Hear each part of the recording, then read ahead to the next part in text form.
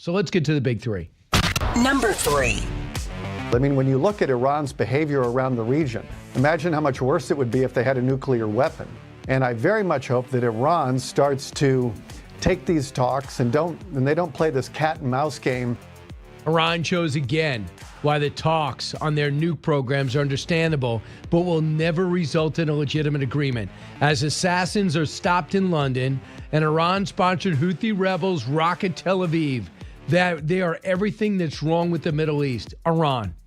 Number 2.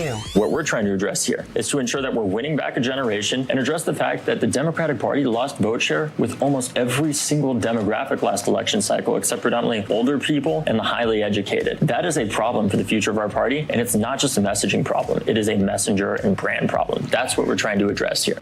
As Biden comes out this week on The View, and 2 books come out showing he was infirmed while running the country, we look at his party that he wants to lead and examine the future of the MAGA movement and who is best to lead it after Trump. He has some thoughts.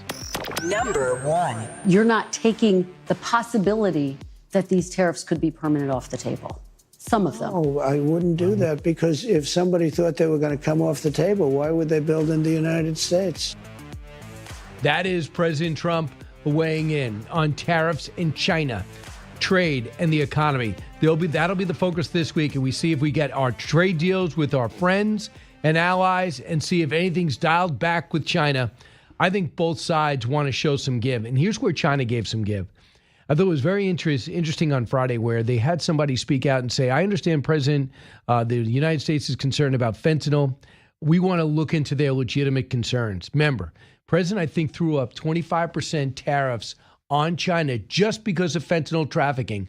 What role do they play? The precursors flow into Mexico. Mexico boils it down, sends it into the U.S. We've done a great job at stopping it. Now stop making it.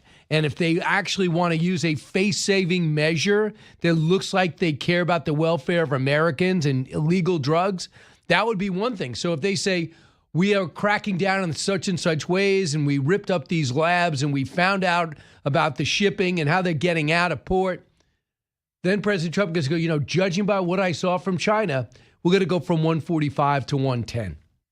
That could be one way in which they dial it back, because they're already offering exemptions to each other. They're exemptions to each other for certain products that both sides need.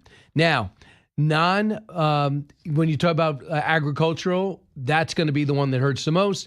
President Trump most likely is going to write checks to farmers. They don't want checks. They want to be able to sell their goods. Right now, China's not buying them. But when it comes to chips, China's buying them from us for certain things that we have. There's certain other products that they are not tariffing, which shows you it matters. The other problem is, and it was one of the stories in the New York Times today, China has never been trustworthy when you talk about economic numbers and unemployment and GDP growth, but we would ballpark it. Now they have a different approach. They're not telling us anything. Unemployment 18 to 34, which we hear was so terrible, you don't hear about anything anymore, good or bad. Housing crisis, the money that's flooding in, the subsidized, we don't hear anything about it at all. So we'll see if that changes. But on the economy, that's what most people want. They want to see the market's going to respond to what happens today. So far, it's down 228 points, mainly because Donald Trump said, I'm not looking to cut a deal with China right now. We'll see what happens. Mark Short weighed in on Meet the Press about what the president's been doing and what he should be worried about if these trade deals don't happen soon. Cut 4. There was a sister interview at CNBC this week with the director of Los Angeles Port, and he walks through the fact that this week is really the first time you have 35% reduction in amount of goods coming to the United States. It's a matter of this week probably when you'll begin to see port workers laid off. Truckers will be having about half a delivery load, and in a couple weeks they'll have no delivery loads. So you'll have truckers laid off, and it's probably about 4 to 5 weeks before shelves are beginning to get empty as retailers have gone through their inventory. That is a whole different sight, and I think when you're beginning to tell Americans how many dolls they can have, I don't know if there was a restriction on what Ivanka or Tiffany could have, but I think that is a change. It's sort of a let them eat cake moment. So that was President said, look, you're going to get less stuff maybe for Christmas, but in the big picture, it's going to be okay. People have said, well, why don't you brace people for it? That's going to be a tough 6 months. Well, Trump does. We got to see how long it lasts. because not many, 2 weeks ago, we talked about how much the market dropped. By Friday, we had 9 straight days of growth, and they had the biggest surge, I think, in 15, 20 years. So all the money came back. So let's just see what happens. My sense is they're working at a template, and India, South Korea, and Japan are going to come in quickly. Charles Gasparino has been following this from the journalistic side, keeping opinion out of it. Where's this going? What are people worried about? Cut 8. Listen, a recession generally is generally defined as 2 quarters of negative GDP growth. However, you can have a lousy economy and not be in a recession. You can have layoffs, that's where I think you really have to start looking. If take out the GDP stuff, there's a lot of noise in that number, particularly that last number. I would just ignore the last GDP, the negative GDP number.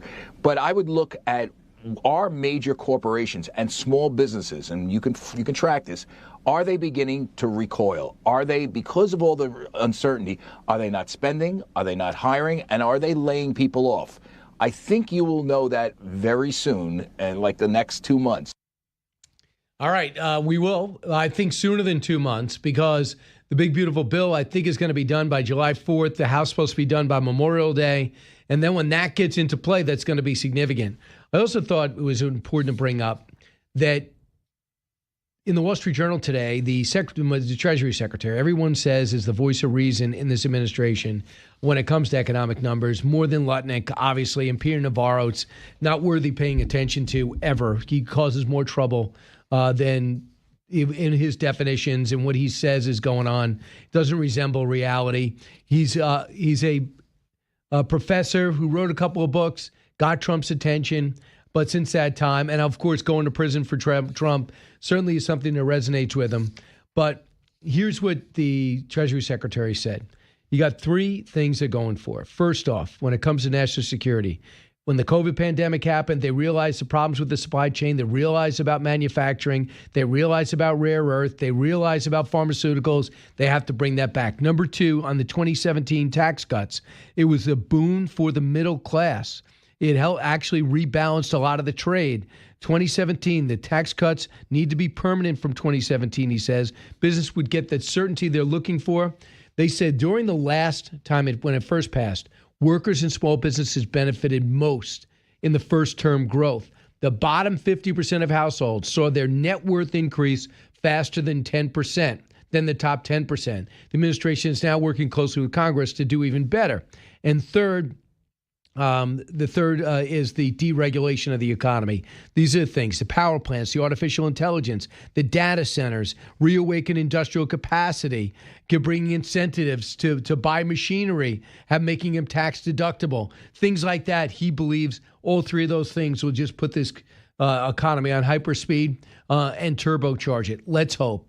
Let's see what happens. The other thing I thought was interesting is the president got a question that wasn't necessarily confrontational, accusational, and he got it from Meet the Press. For some reason, he gave Meet the Press a 3rd sit-down since he won the presidency.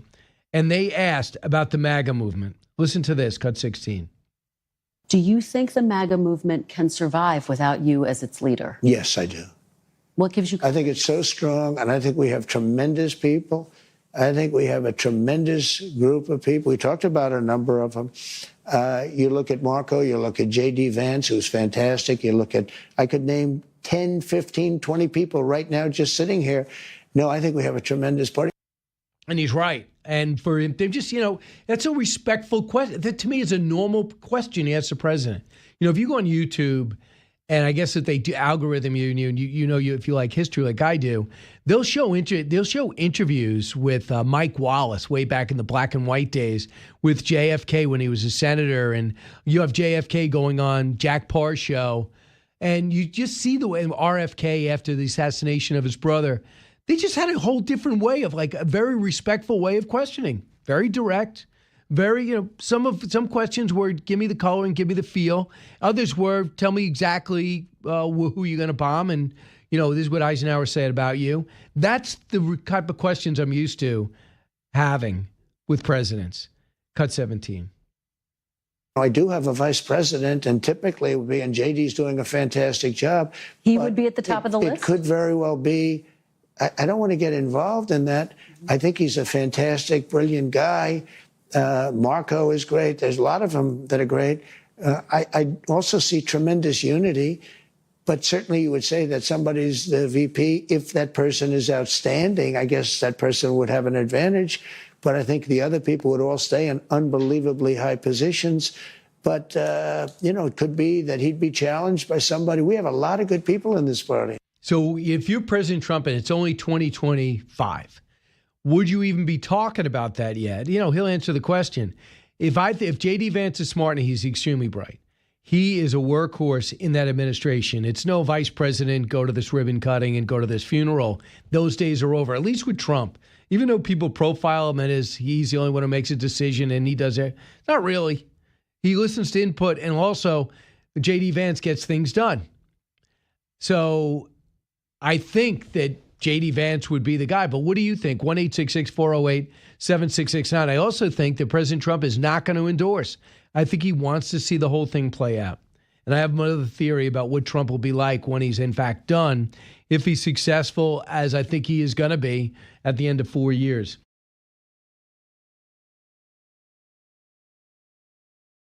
And I think as well, as far as showing that how I think misguided this trade policy is, there's a part of your interview when you talked about Amazon and Jeff Bezos and the president's call and he was angry about that. Wasn't that the point of the tariffs? Wasn't the point to show that we want you to buy American? And the fact is, there'd be an extra amount if you're actually buying foreign goods. And so they want it both ways. They want you to buy American, but at the same time, they don't want you to think there's actually an increase in costs, which of course there is. So do you think it's happening both ways? I don't know if I agree with that mindset. What they're trying to say is you didn't point out, look at the inflation numbers on Trump. This is the price we have, but this is why it's higher because of inflation at 3%. Why do you feel like saying tariffs are the reason certain products are higher on Amazon? And just to give you context, President Trump picked up the phone, talked to Jeff Bezos, who's not running things day to day now, and they fixed it. Charles Gasparino joins us now, knows all about this, America's finest business journalist, and joins us. Hey, Charlie. Hey, Brian, how are you? You think Trump's trying to have it both ways? No. I mean, he's listen. I'll be critical of the president on policy, on approach. Although we all agree with his aims. His aims are noble. Bring American jobs back. Bring jobs back to America, particularly Middle America, which got screwed on globalism. And that said, listen, where were the itemization of cost increases when Biden was printing money fiscally and the Federal Reserve was printing money monetarily back in 2001, 2002, and stoking inflation that everybody knew was coming, and they lied about it. They called it transitory. So, meaning the administration at the time, and the media largely, which went along with it. So he's right to call them out on a double standard. This is an easy one to call.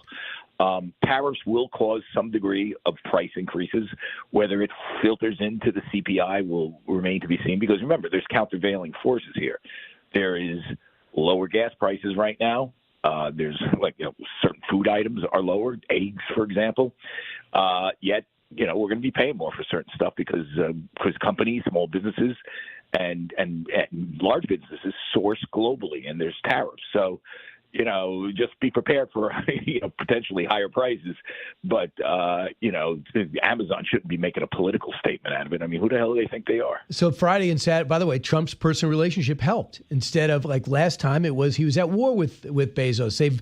They have a relationship now. Whether it's opposite, the Fruzo. He said, and I asked him.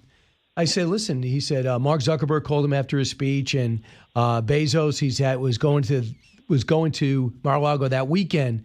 And I said, what do you think changed? I'm like, do they change or do you change? He goes, Brian, they're calling me because I'm hot right now. That's why.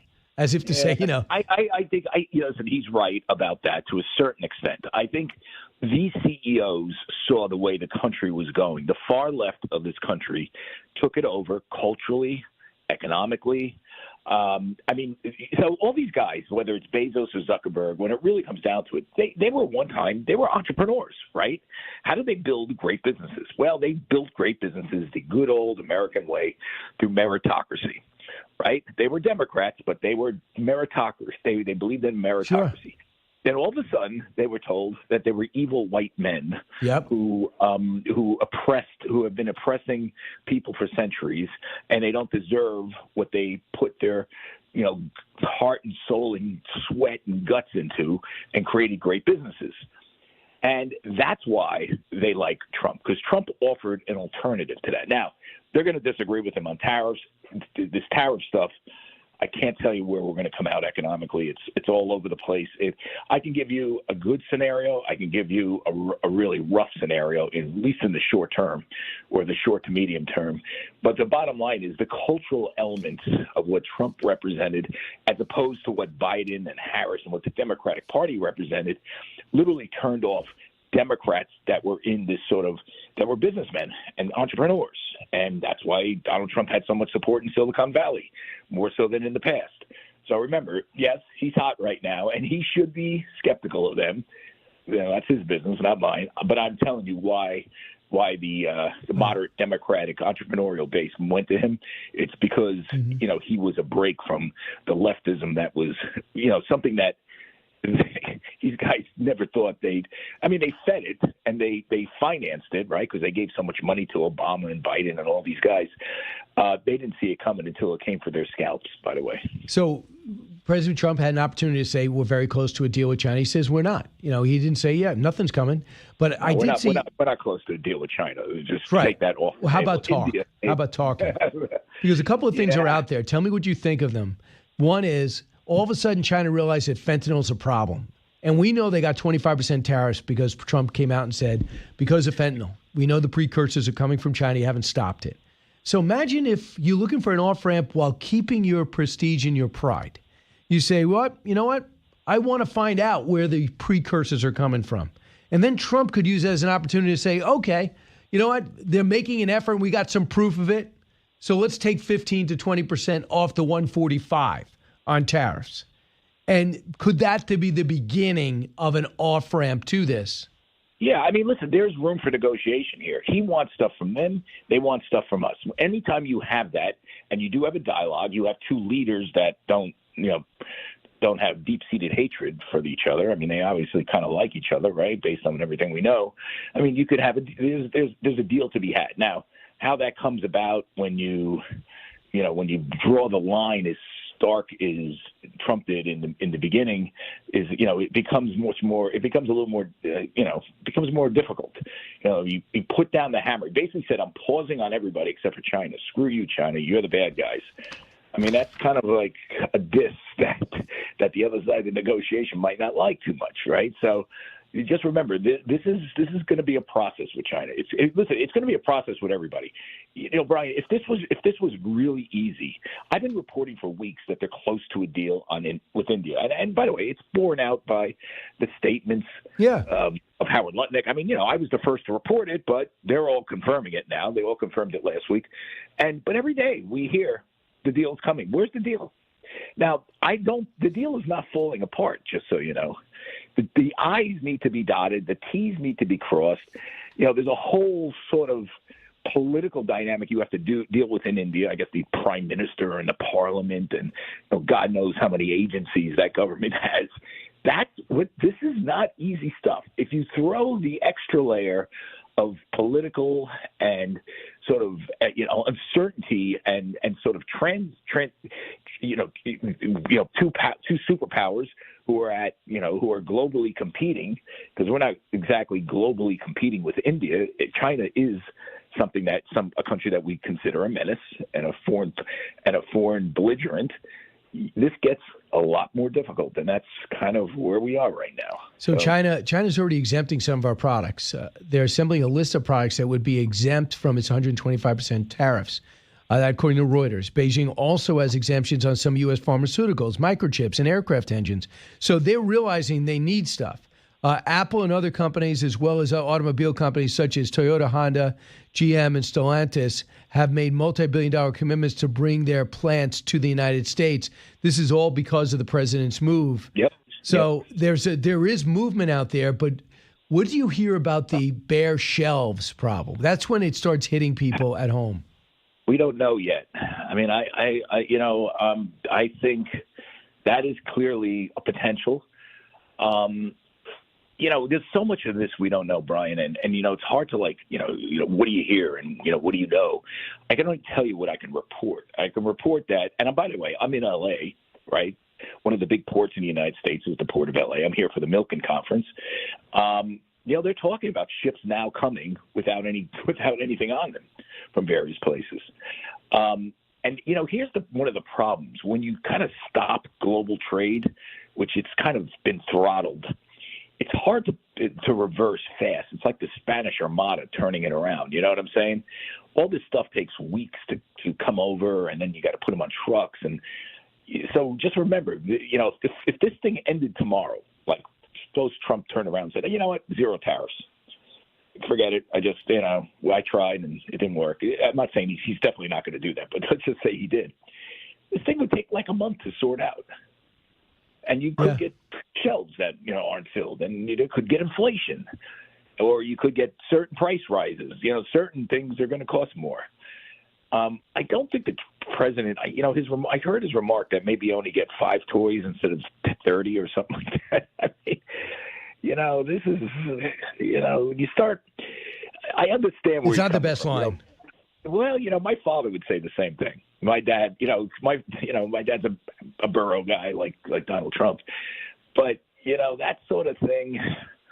I don't know. It's more than that. It's farmers. U.S. farmers sell a lot of their grain to China.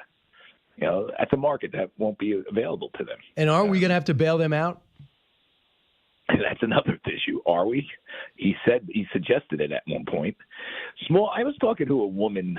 It's funny. I'm at the Milken Conference, which is like last night. I spent some time. I hear it's unbelievable. It's great. It's a high level conference, but I spent time with Scott Bessent last night. Rick Grinnell did a really smart job, and he quickly assembled a sort of MAGA outpost here in Beverly Hills. So you can listen to Scott Bessent, and you can at least hear the administration side of the story, because most of the stuff here is very corporate, and it's CEOs of major companies and mainstream politicians. It's not the MAGA movement. But Rick did a smart job, and he set this up. And I was there, and Scott Bessent is a very smooth operator, smart guy. But before I came here, I went to the Job Creators Network Conference, which really is a small business conference. It's Bernie Marcus, the late, great Bernie Marcus of Home Depot fame, who was on our air a lot back in the day before he passed over the last year. He's a friend of mine. And Bernie created this thing to help small businesses. So I got the taste of the small business community before I got here with the big business. And here's where they both kind of agree. They're both scared about tariffs. Like, you would think small businesses, which is the sort of bedrock of MAGA Republican, remember, the Sam's Club Republicans. I mean, these are people that have their small businesses, hire American, want you to buy American. And why they're worried is a lot of these small businesses source their materials from various places, including China. And they're talking about their businesses being totally upended by this. So remember, this is a difficult thing. It cuts a lot of different ways. So I want you to hear what Warren Buffett said. This is causing news. Cut 6. Trade should not be a weapon. I don't think it's right, and I don't think it's wise. That seemed to resonate everywhere. The 95-year-old retiring Berkshire Hathaway. I immense respect for Warren Buffett, but why can't it be used as a weapon? And I don't mean it should be used as a weapon like a nuclear bomb. Leverage. Why can't we use it as leverage? And I think that's maybe the problem with this whole thing is that, I think, the president maybe mistook, he should have used a scalpel and not a sledgehammer, or, maybe been a sniper instead of using the nuclear bomb. You know what I'm saying? There was a way of doing this that didn't cause this much disruption. Well, we need some trade help with the trade unit, because they got to be drawing up these contracts and these new deals. I don't know how big what number they are, but Scott Bessent said, it's not me. I'll give the framework, but it's up to the trade guys to work out the details of this. Well, it's more than that. It's the other country. That's what I mean. Right? Yeah, I mean, they have to, approve it on their end.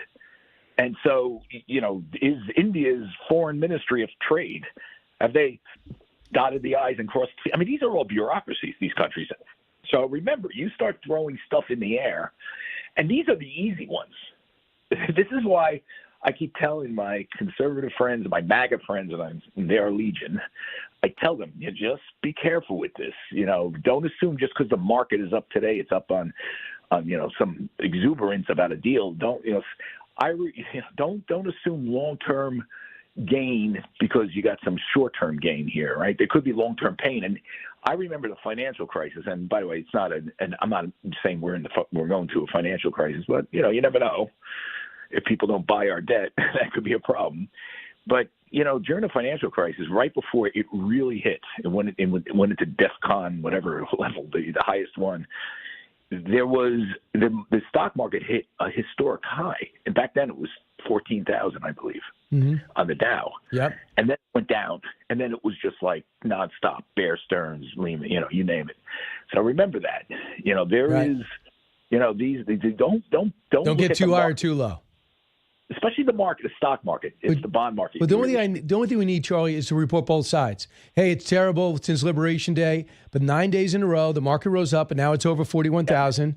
And just report both sides. Don't take down when it goes green. And that's what other networks are doing. I was very critical of people, freaking out over the stock market declining. I know. Like that. Because we were... first off, the market was way overvalued. It looks for reasons to take losses when it's overvalued. Trade and uncertainty is a good reason. Biden pumped up the economy with excess spending at the end. Trump kind of is scaling that back. So there's good reasons why it should, where it's not Armageddon, it's just a correction. That being said, when I saw the bond market sell off, and the bond market really is the plumbing of the economy, that's when you knew there was this trade stuff was starting to have much more of an impact that was much more serious than just stocks trading off. Charles Gasparino, have a great time. I got to go. You got to bring me to that conference one time. Oh, I'd love to. You'd have a blast. And by the way, it's Beverly Hills is an oasis in LA. Just so you know. I know. The cops are good. It's clean. I know. A lot of homeless. It's really. You're probably not going to. Yeah, you're probably not going to get robbed today. Plus, Charlie, if you're gonna pickpocket him, you're going to be in for a fight. Charlie Gasparino, thanks so much.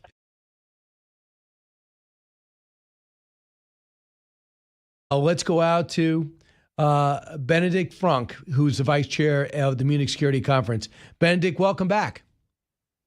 Many thanks for having me back, Brian. So what could you tell us about the mood in Europe with the president saying we need you to spend more in defense? And of course, over the weekend, Marco Rubio and Vice President Vance weighing in on what Germany's doing with their right-wing party. Yeah, so you remember last time I was on your show, I said that Germany, the new German government that will actually take over tomorrow, is fully committed to doing more on defense. There is a mood of sort of positive optimism and expectation that our change to the debt brake rule will make it easier to actually find the money to buy equipment, hire soldiers, increase the size of the military, and do what is needed to carry our fair share. Do you believe that there'll be people that would sign up if there are additional opportunities in the military? This is a volunteer force, right? Yes. I mean, we are talking about sort of a soft conscription model at the moment, a bit like Sweden has introduced it. But yes, the military, the Bundeswehr, currently is one of Germany's most positively viewed employers. And I think you'll see even more opportunities coming up. We are currently at 180,000 people, the lowest we've ever been since the creation of the Bundeswehr, which obviously is not a good place to be in. And I think you'll see many 10,000 of posts created in the next couple of years. Wow, that'll be very interesting. How do you feel about this right-wing party that the German government is looking to basically deplatform and marginalize? Okay, so this is a super important debate, and it's interesting to see how this debate is going in the US. First, I obviously can't speak for the government or the Office for the Protection of the Constitution, but I can help you try to understand how we Germans see this. First, the Office for the Protection of the Constitution has done its job. That's what it's there for. Like every good democracy, we have ways and means to protect our democratic processes. They have now said that the AfD, the most right-wing party in the parliament, currently second in the polls, many millions of committed voters, is an extremist party. That is not the same as trying to ban the party. I'm surprised by the discussion in the US. No one is trying to ban the AfD, but we don't like Nazis. You don't like Nazis, and there are some Nazis in that party. That is what the Office for the Protection of the Constitution has said. I do believe, and that is my personal opinion, that it was published in a bit of a clumsy way. It shouldn't have, sort of kept from the public. There's a 1,100-page document detailing problems and troubles and quotes and infringements on the Constitution, and we have only seen 3 quotes out of those, and those quotes aren't actually all that bad. So there is a huge public debate in Germany. It is not correct that Germany wants to ban, or the German government wants to ban that party. Last point on this, we will have a new government starting tomorrow, and they will have to face up to this problem. It's not a good way to start into a new administrative cycle. It will keep all of us very busy. Benedikt, the one thing is pretty clear just by reading comments, not being in Germany, that you don't like the tone. They don't like the tone of President Trump saying, hey, guys, pay more of your fair share. Has more of an even tone between Russia and Ukraine, even though it's starting to balance. He's starting to understand, I think, who he's dealing with Vladimir Putin more than ever. But Germany says, we feel like if I could paraphrase, we feel like we're going to be on our own. Is that the sense, is that the dominant feeling in Germany? I don't think it is, Brian. So I think that most Germans, and the polls show that, are committed for doing more on our defense. So let's separate that from our view of what President Trump is saying and doing around the world. I think we will do a lot more for our defense, not to please the US president, but because we should have done it long ago. We need to do it. It's the right thing to do. So let's take this to one side. I think that's a discussion that is solved. There are obviously issues with Ukraine and Russia. We in Germany have stood at the side of the Ukrainians for the last couple of years, probably again not as strongly as we should have, as determined as we should have, and we will continue to do so. But there is support for speaking, and there is, I would say, some realization that without President Trump's intervention, we probably wouldn't see any talks at all. Right. It should have been Europe. It should have been Europe, right, that got these two parties together. Now we should be grateful for the Americans for trying. However, as I've said last time, this must not come at the cost of the Ukrainians. So if you would ask me in your next question, if Germany has deserved a place at the table, I would say, no, we haven't. But that's also not our role these days. Our role is to make sure that Ukraine will get into these negotiations from the strongest possible negotiation position. So let me ask you, roughly, do you think that when it's time to bulk up and build up your weapons arsenal, will you be buying weapons from the United States? Of course. Okay. There is no question. We've done so, Brian, for decades. Right. I think we're absolutely committed to the transatlantic partnership. We at the Munich Security Conference, we've been coming to DC for the last 60 years. In fact, I'm in DC right now, where we will have a meeting over the next 2 days, attended by, amongst many others, the vice president. So we will keep this discussion ongoing. We are committed to strengthening the transatlantic alliance. And if this means buying American weapons, yes, we will do so. But at the same time, and you guys keep saying that, rightly so, we need to spend more on building up our own defense industrial base. And I'm sure there are ways to combine the two. Understood. Do you believe there's a legitimate threat of Russia expanding their aggression? Because people here in America say, well, this is a one-off. They've had a problem with Ukraine. Historically, they believe it's theirs, even though it's not true. But those other nations have nothing to worry about. I think there's other things happening. If you ask the Baltic nations if they're worried about it, they pretty much say yes. If you ask Finland if they're worried about building an additional military base closer to their border, they seem worried about it. What should they be? Yes. Brian, I think there are 3 quick things. We have seen over the last 30 years, so since the end of the Cold War, Russia breaking every single convention they've signed up to. States like Poland, the Baltics, the Scandinavians are rightly worried. Second, I think there there is a component that we must not forget. There is a hybrid war going on already. There is, the Russian ships cutting undersea cables. We keep catching Russian spies on sort of a daily occurrence these days.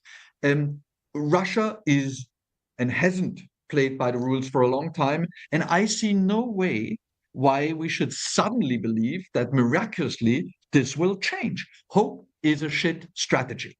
And so what we will need to do is to walk a fine line between working on having a Russia that is strong and committed to the global architecture, and not intend on invading its neighbors.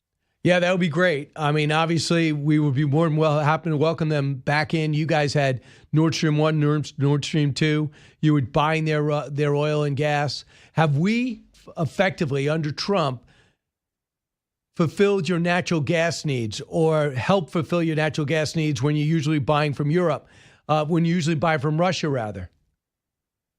Yes. Yes, you have.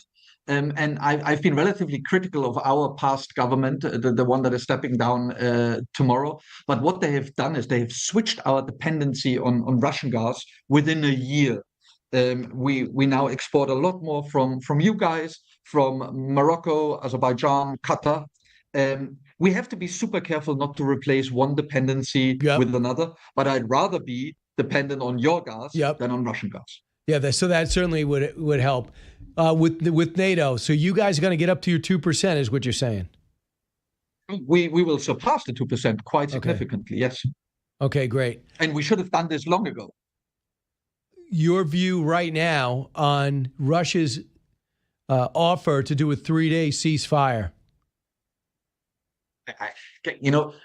Again, my personal view, but this is just ridiculous. If you can do a 3-day ceasefire, you can also do a 30-day ceasefire. I mean, we must not forget that there is only one person who can end this war in a heartbeat, and that is President Putin. And I share the frustration, the growing frustration of President Trump with how you guys, and we are being played by Putin once again. Right. And lastly, on the whole Russia situation, when you have the United States, well, I guess our president's going to be going to the Middle East shortly to try to work out something there. But when it's all said and done, Poland's talking about building a wall. They are building a wall to wall off what would be an invasion. But what I've been really struck by is the innovative ways that Ukraine has fought this war. I mean, yesterday they took out a Russian jet with an underwater drone, that was shot from underwater. I mean, the innovations they've done with drone technology, has it revolutionized war in real time? I think it has shown us many valuable lessons. And I've just heard that the British Army has sent people to Ukraine to learn from the activities at the front line. We need to make sure that we at NATO learn everything that the Ukrainians have been so good at. At the same time, Brian, there's always the saying that you always prepare for the last war. I think now we have a tendency to prepare for the war after next. Currently, you don't see large-scale military operations at the front lines. Those aren't complex operations, with air support and coordinated movements. This is piecemeal. This is very slow and painful. So yes, there are some lessons to be learned about flexibility, creativity, speed of implementation, speed of scaling up things that work. Right. But let's not believe that this will solve our future problems. So right now, do you think the Russians have exposed themselves of what kind of fighting force do you think the Russians have shown the world that they have? I think, obviously President Putin was very surprised that his three-day gambit didn't work out. But, let's also say that they have kept this war going for 2.5 years. They have, people say they lose thousands and thousands of soldiers per week. It doesn't seem to harm them all that much. Russia has a much higher pain threshold than Ukraine, Europe, and the Western alliance. So what does it teach us? We need to be super careful, because even a weakened Russia is a serious opponent. Because they throw numbers at it and they just grab people off the streets and put them in military uniforms. And I hear when they go back into civilian life, they're they're unleashing killers in their country. So it's just been a terrible mistake. I don't know how Vladimir Putin could view this any other way. Benedikt Franke, the vice chair and CEO of the Munich Security Conference, thanks so much for your view and for our listeners to get the real perspective over in Europe.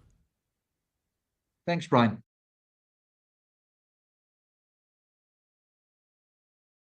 You're not taking the possibility that these tariffs could be permanent off the table. Some of them. Oh, I wouldn't do that, because if somebody thought they were going to come off the table, why would they build in the United States? That is President Trump sitting down with Meet the Press yesterday. Right now, not taking a step backwards when it comes to China, although we see a series of potential off-ramps on both sides that were kind of offered late last week. Gerard Baker joins us now, Wall Street Journal editor-at-large. Jerry, welcome back. Thanks, Brian. Pleasure to be here. So your thoughts about, here we are since Liberation Day, almost a month now, your thoughts about how close these deals may be and where we're going with China? So I've got two main thoughts, Brian, and I've written my column for the Wall Street Journal today, which will be published this afternoon, on one of them. The first thought is, we're now a month from Liberation Day. We've had some ups and downs, we know, and the president has gone back and forth quite a bit. Markets have gone up and then gone down and then back up again. I wonder if we've had some economic numbers, especially the jobs report for April, which, despite all of the concerns and the fear and anxiety, actually showed the economy still growing strongly and things still looking pretty benign.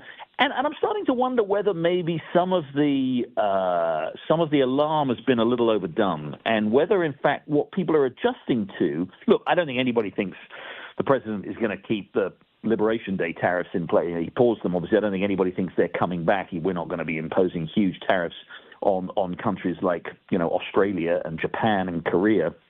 But, there's probably I think the market is adjusting. I think the world is adjusting to the probability that we are going to have, we're going to have some sort of higher tariffs. And one of the things I've written in my column today is that this is, this is a part of a larger process here of countries, most importantly the United States, kind of taking back control over their own economy. And for all of the challenges, and it will definitely hurt growth in the long term, there are some benefits to that too. So I actually think that what the president's doing, while I think the way he's doing it has not been very wise, I think moving in the direction of an economy in which you have more control over your borders, you have more control over what happens here, maybe is the way the world is going, and I think maybe the markets and the world are adjusting to that. The second point, though, of course, Brian, is I think, he's going to negotiate these deals. Look, I think the big one obviously is with China.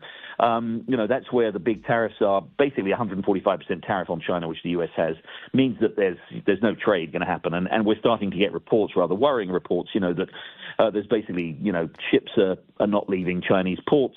Ships coming into L.A. and other ports, our major ports, are kind of basically slowing down or almost to a halt, and all the ships are empty. So there's going to need to be a deal of some sort. But China does have a lot of things it can do. It is an economy that's not open, the Chinese frankly do cheat. They do favor their own industries. They do subsidize them. They do impose all these kind of non-tariff barriers as well as tariff barriers on the U.S. And look, I think the Journal had a report over the weekend saying, for example, on fentanyl, they're looking to do a deal. They are responsible for a lot of the fentanyl and the precursor products that cause fentanyl, that create fentanyl. They are responsible for that coming into the U.S. and all the misery that produces. So we may be seeing, I think, some signs here that the president is going to be able to secure some deals, that we are going to get a better outcome, that in the end we'll have lower tariffs. And as I said in my first point, maybe this is the world we're going to have to adjust to. And instead of kind of panicking and thinking the world is coming to an end and the economy is going to crash, maybe we've just got to accept that we live in a world where we have less trade, we have less global economic cooperation, but we have more control over our own security, over our own borders, and the way in which our economy runs. And that may not be a bad thing. Yeah, and it looks like Germany feels the same way. They're the engine, the economic engine of Europe, and they're saying, why are we so benevolent to our neighbors? Why aren't we keeping things home? So this could be a trend.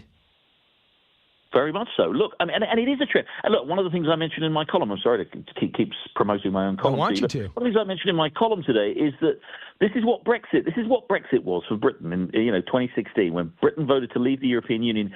It has almost exactly the same effect, actually, as imposing tariffs, because Britain leaving the European Union meant that it could no longer trade with European Union countries. And by the way, trade for Britain with the European Union is enormously important. It's about half of its total exports and imports go there. So what it did by voting for Brexit, by voting to take back control over its own economy, was to basically put up barriers to trade with its major trading partners, which is essentially what the US is doing right now. At the time, back in 2016, the same economists who said it's going to be, were saying today it's going to be a disaster for America if it does this, it's going to be a catastrophe. They were saying back in 2016, Brexit will be an absolute catastrophe, there'd be a depression. Mark Carney, by the way, who's just been elected Prime Minister of Canada, was governor of the Bank of England, the central bank of the UK at the time, warned that it will be a disaster, warned Brexit disaster. It wasn't a disaster. Now, it has led to slower growth, I think, over the long term. And again, that's part of this trade-off that I think we have to accept when we take back control over our economy. But it wasn't a disaster. It didn't lead to a depression, didn't even lead to a recession. So I think, we are seeing, I think you're right, Brian. I think, you're seeing Germany's doing that. More and more countries are understanding that, the risks associated with having an open economy, all the problems that come from that, the fact that you do damage to your manufacturing base, you do result, Brian, in tremendous inequality. One of the reasons we've got so much inequality in this country, and I think the president is concerned about this, and I know Scott Bessent, the Treasury Secretary, is concerned about this, is because we've had these very open markets where people with, resources and, privileged people, advantaged people have done incredibly well out of a global economy where they've been able to make themselves a fortune. But many Americans have been left behind in that. And I think we're going to just move into a world in which we look more to protect the less advantaged in American society. And if that means that we have to, sacrifice a little bit of trade and a little bit of growth, I think people are prepared to do that. Scott Bessent, you're talking about, he wrote in the Wall Street Journal today, his editorial, and he said these are the three things we're doing. And one of the things that he brought up is in the 2017 tax reform that Trump passed, more people, the middle class gained more than the top 1%. And it's always been the opposite. I think they got 50% more financial gain from 2017. And when Scott was on our show before he was Treasury Secretary, I said, what bothers you the most right now? He goes, in the country, he said, I think income disparity. You can't have too much with too few. It's not going to work for our country. And here's a rich guy probably worth $500 million, and he's more worried about that. And that's almost patriotic. When you okay, I'm going to go work for $200,000 and try to fix that. It's not to make my friends richer. I think that's exactly right. I like you, I spent some time talking to Scott Bessent, and I think he cares passionately about this stuff. And again, he's one of those Americans who's done incredibly well for himself, been very successful, and I think sees an obligation to pay back. That's one of the great things about this country is that people do that. And again, look, Brian, I've been on your show before. I'm not a fan of a lot of what President Trump has done on these tariffs. I'm certainly not a fan of the way he's gone about it. But I do think this motivation of improving the lot of ordinary Americans, by the way, some of these tariffs won't do that, and that's one of the reasons I'm concerned about it. But the larger objective of removing some of this inequality, you're right about the tax, about the tax cut plan, and as Scott says in the Wall Street Journal today, that 2017 tax cut, which was hit hard by Democrats as being a tax cut for the rich, actually benefited the middle class. And as you know, in that period, we had the lowest unemployment rate for African Americans, the lowest unemployment rate for Hispanics. We had real wage growth for 3 straight years, which is one of the strongest period of real wage growth for median wages. That is, for average Americans, people on average pay did very well in that 3-year period. So, I think again, there's a lot to this. We have some real problems in our economy which have been exacerbated, let's be really honest about it, by this open trade, by this open economy, open markets, by this companies, frankly, shipping their businesses off to low-wage countries. And I think there is a case for saying, we've got to stop that. Yeah, the TPP would have done even more. President hates multilateral deals. Even though it was a hedge against China, it still would have put more manufacturing into these Southeast Asian countries and would have hurt the workers. But as I just watched Mike Rowe point out, that there's 450,000 manufacturing jobs open in our country. Do we really want more? Real quick, on Donald Trump's announcement yesterday, 100% tariff on all foreign-produced movies. We want to bring movies made in America back again. And he just said the movie industry is dying. These other countries are undercutting us and subsidizing us. We have to keep the movies here. Is that the way to do it? No. Again, look, I think... Because I find it slightly surprising that Donald Trump is kind of trying to support Hollywood here. I mean, so one of the things Hollywood has been doing for the last 10 years is expanding in China, and in the process, what it's been doing, Brian, and you and I have talked about this, I think, in the past, it's disgracefully abandoning American values, and it's basically, it's been making movies that appeal to the Chinese, and the Chinese are no friends of ours, and basically it doesn't promote America or American values. It's been doing that. So I'm a little surprised that the president thinks that Hollywood needs protection. I don't think Hollywood does need protection. I think what we need, frankly, is a culture change in Hollywood where people start making movies like they used to that celebrate America and celebrate the country and celebrate freedom and don't kowtow to other countries. I don't think. Look, I think this is a big step in terms of, it's not a big step in terms of overall money, but it's a big step to start imposing tariffs on this. Would be basically a service sector, and if we do that, other countries will retaliate. And look, that's as much as I loathe so much of the output of Hollywood, entertainment, drama, TV, we export masses of that to the world, Brian. That's an incredibly, I haven't got the numbers in front of me, but that's an incredibly, in Donald Trump's term, profitable business for us because we sell much more than we import from overseas. And if we start imposing, what would 100% tariff will be, in effect, a kind of a pretty strong, close to an embargo on foreign films, they're going to do the same to us, and we're going to lose all the opportunities that we have to promote a big American industry. And Jerry, I'm not going to write for the Hollywood Insider, but I do know this is self-inflicted.